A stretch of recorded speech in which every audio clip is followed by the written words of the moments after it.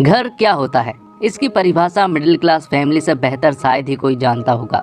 घर ईंट और पत्थर से नहीं बल्कि परिवार से बनता है। और इस फिल्म में मिडिल क्लास समाज का एक ऐसा वर्ग है जो परिवार की जरूरतों को पूरा करने के लिए अपने सपनों को भूल जाता है। समाज के इस वर्ग की उलझनों को विकी कौशल और सारा अली खान ने बखूबी दिखाया है। तो दोस्तों, आज हम एक्सप्लेन करने वाले हैं विकी कौशल और सारा अली खान की मूवी जरा हटके जरा बचके को। तो वीडियो को शुरू करते हैं।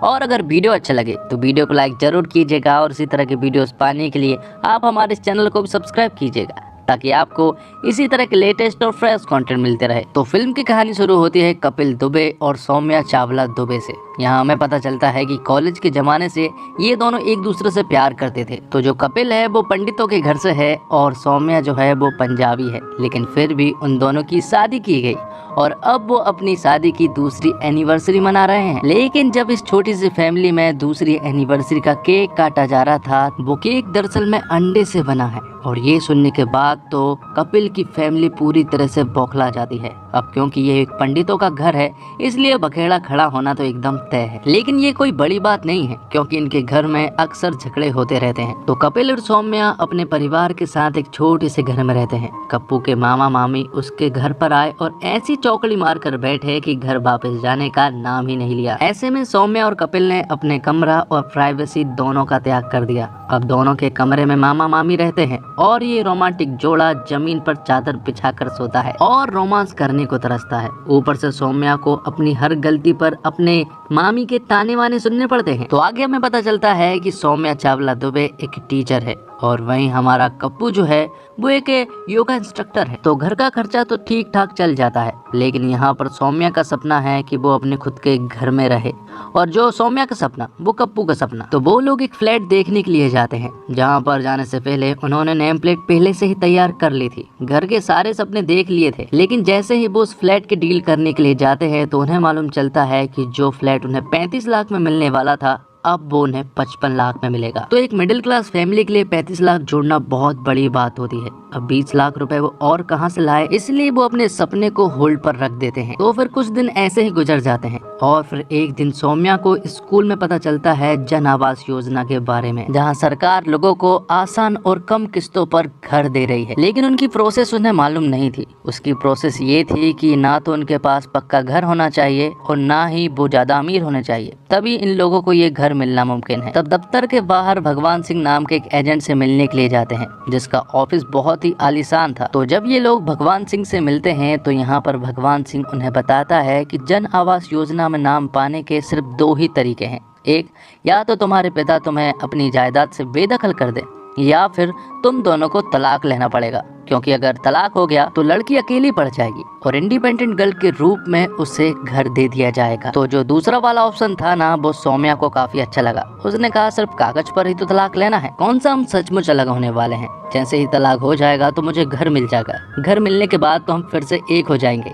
इसलिए वो लोग तलाक की अर्जी को कोर्ट में डाल देते हैं, जहाँ पर उनका दोस्त मनीष ने ये सब कुछ किया था क्योंकि वो एक वकील है, लेकिन वो बहुत ज्यादा फिल्मी है। तो सौम्या और कपिल के लिए एक बार फिर से सपने देखने का टाइम आ चुका था। उन्हें ऐसा लग रहा था कि अब बस कुछ ही दिनों के बाद उन्हें जन आवास योजना के द्वारा घर मिल जाएगा। लेकिन एक दिन तलाक के कुछ कागजात के द्वारा मामा जी को मालूम चल जाता है कि कपिल और सौम्या तलाक लेने वाले हैं। वो ये देखकर पूरी तरह से हैरान रह जाते हैं।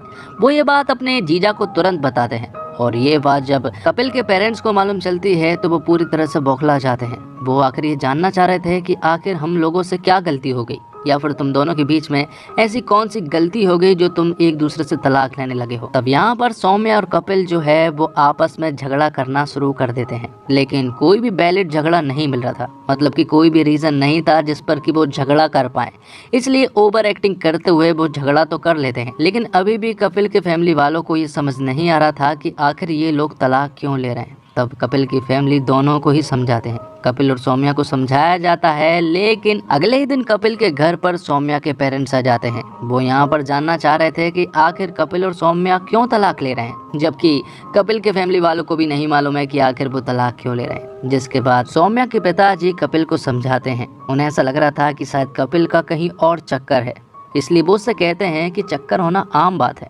लेकिन तलाक लेना बहुत बड़ी बात है। यहाँ पर कपिल उनसे कहता है कि हम हमारे घर में रहना चाहते हैं, इसलिए ये सब कुछ कर रहे हैं। लेकिन सौम्या के पिताजी बहुत ज्यादा पिए में हुए थे, इसलिए वो कपिल की एक बात नहीं सुनते हैं। अब अगले दिन कपिल और सौम्या को कोर्ट में पेश किया जाता है। उनका वकील था उनका दोस्त मनीष। मनीष जज साहब को बताता है कि इस आदमी का दूसरी औरत के साथ अफेयर है और यहाँ पर वो उनके सामने कुछ झूठे एविडेंस भी पेश कर देते हैं, जिससे कि उनका तलाक तो हो जाता है। लेकिन अब सौम्या और कपिल को अलग अलग रहना था, क्योंकि जन आवास योजना में उन्हें फॉर्म अप्लाई करना था, जिसके लिए उन्हें अलग रहना होगा। और फिर कुछ दिनों के बाद सौम्या जो है वो जन आवास योजना में अपना फॉर्म अप्लाई कर देती है। और जैसे ही वो उसमें फॉर्म अप्लाई करते हैं तो सबसे पहले वो भगवान सिंह के पास जाते हैं। तो जब वो भगवान सिंह के पास जाते हैं तो भगवान सिंह उन्हें बताता है कि आपने फॉर्म तो अप्लाई कर दिया, लेकिन इसमें बहुत ही कम लोगों के नाम आ पाते हैं। अगर वो लोग मुझे 4 लाख रुपए दे तो उनका नाम आना एकदम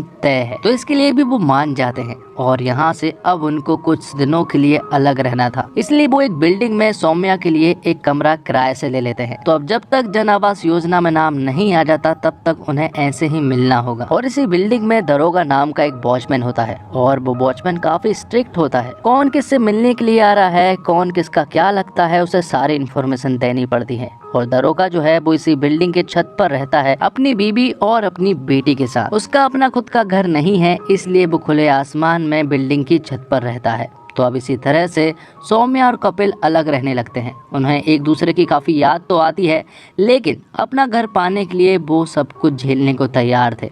ऐसे ही वो कई दिनों तक छिप छिप कर मिलते हैं। इस जन आवास योजना के बारे में ना तो सौम्या के परिवार वालों को मालूम था और ना ही कपिल के परिवार वालों को। जिसके बाद कुछ दिनों के बाद वो भगवान सिंह के पास फिर से जाते हैं और वो उन्हें बताता है कि 16 तारीख को लिस्ट टंगने वाली है और उस लिस्ट में तुम्हारा नाम आना एकदम तय है। तो जैसे ही 16 तारीख आती है तो वो लोग अपनी लिस्ट में नाम देखने के लिए दफ्तर पहुंच जाते हैं, लेकिन वहां जाकर उन्हें मालूम चलता है कि ये स्कीम अनिश्चित काल के लिए बंद कर दी गई है। और ये सुनने के बाद तो कपिल और सौम्या पूरी तरह से शॉक्ड रह जाते हैं। तब यहाँ पर सौम्या और कपिल के बीच में एक जोरदार झगड़ा होता है। वो एक दूसरे को बहुत ज्यादा भला बुरा सुना देते हैं। वो एक दूसरे को इतना ज्यादा भला बुरा सुना देते हैं कि अब तो उनका अलग होना तय था। अब दोनों एक दूसरे से बात करना बंद कर देते हैं। यहाँ पर दरोगा भी था जो कि उनके झगड़े को सॉल्व करवाने की कोशिश करता है, लेकिन कपिल बहुत ज्यादा गुस्से में था, इसलिए वो दरोगा को एक झापड़ मार देता है। अब कपिल और सौम्या के बीच बातें बंद हो चुकी थी।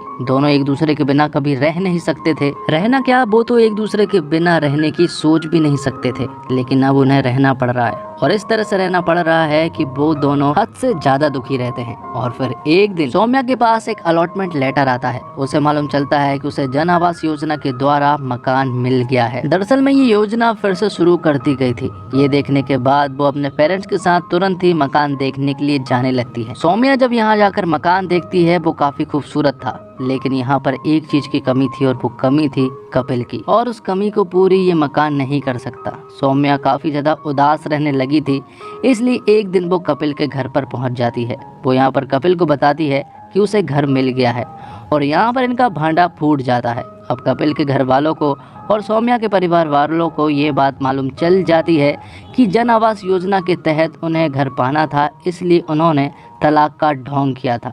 लेकिन आगे उन्हें ये नहीं मालूम था कि उनके बीच रिश्ता इस तरह बिगड़ जाएगा कि उन्हें सचमुच ही अलग रहना पड़ेगा। लेकिन यहाँ पर जो कपिल की मामी होती है ना, वो काफी ज्यादा मुंहफट होती है, तो वो यहाँ पर सौम्या से उल्टा सीधा बोलने लगती है। लेकिन काफी हद हो चुकी थी, इसलिए सौम्या भी बोल पड़ती है। वो उनसे कहती है कि तुम लोगों की वजह से ही तो हम घर ले रहे हैं। सौम्या यहाँ पर उन्हें उल्टा सीधा सुना देती है, लेकिन अगले ही पल मामी बेहोश हो जाती है और ये देखकर मामा पूरी तरह से हैरान रह जाते हैं और फिर अगले ही पल उन्हें हॉस्पिटल ले जाया जाता है, जहाँ पर डॉक्टर के द्वारा कुछ खुलासे होते हैं जो कि मामा मामी ने अभी तक कपिल की फैमिली को नहीं बताए थे। यहाँ पर कपिल को मालूम चलता है कि मामी का 75% लीवर जो है वो खराब हो चुका है, तो अब लीवर का ट्रांसप्लांटेशन तो करवाना ही पड़ेगा। साथ ही यहाँ पर ये बात भी मालूम चलती है कि मामा ने मामी का इलाज करवाने के लिए अपना घर तक बेच दिया था, इसलिए उन्हें कपिल के घर में रहना पड़ रहा है। लेकिन मामा ने ये बात कभी भी कपिल के फैमिली वालों को नहीं बताई। वो इसलिए क्योंकि वो उनके घर में रह रहे थे, यही बहुत बड़ी बात थी। अब वो लीवर के ट्रांसप्लांटेशन की बात उन्हें किस मुंह से बताता। ये सारी बातें सुनने के बाद सौम्या और कपिल की आंखें खुल जाती है। मामा ने उनसे एक बात कही थी कि ईंट और सीमेंट से तो सिर्फ मकान बनता है, लेकिन उसमें रहने वाले लोगों से घर बनता है। तो ये सारी बातें सुनने के बाद सौम्या और कपिल फिर से साथ हो जाते हैं। उन्हें समझ आता है कि उन्हें अपना घर की जरूरत नहीं है, क्योंकि यही उनका घर है। जिसके बाद वो एक बार फिर से साथ हो जाते हैं और एक बार फिर से शादी भी कर लेते हैं। तो जन आवास योजना का जो घर होता है और वो जिसे जरूरत होता है वो उस इंसान को दे देते हैं, और वो इंसान होता है दरोगा। तो दोस्तों, कॉमेडी ड्रामा फिल्म की पकड़ तब मजबूत होती है जब आप उनके चरित्रों के साथ दर्शकों को जोड़ पाते हैं। मगर यहाँ दिक्कत ये होती है कि दर्शक उन पात्रों से खुद को रिलेट नहीं कर पाता। किरदार टुकड़ों टुकड़ों में दिलचस्प है, मगर उनमें डेप्थ की कमी नजर आती है। Director Laxman Utekar middle class joint family का एक मजेदार सारांश रचते हैं, जहाँ कई जगहों पर हास के खूबसूरत पल आते हैं। सवाल ये उठता है कि एक खुशहाल मैरिड कपल किन मुश्किल हालात में अपने घर के लिए तलाक लेने का कठोर फैसला कर सकता है। फर्स्ट हाफ अपनी रफ्तार के साथ आगे बढ़ता है, मगर सेकंड हाफ में कहानी खिंची हुई लगती है। कहानी में मामा मामी के चरित्रों से कॉमेडी और इमोशन दोनों पैदा होते हैं, मगर अंत में इन किरदारों का उपयोग ना होते देख निराशा होती है। और अभिनय की बात करें तो विकी कौशल ने छोटे शहर में पैसे बचाने वाले लड़के की भूमिका में रंग जमाया है। उन्होंने इंदौर की बोली को भी सही ढंग से पकड़ा है। कॉमिक दृश्यों में वे मजे करवाते हैं और इमोशन सीन्स में भी अच्छे साबित होते हैं।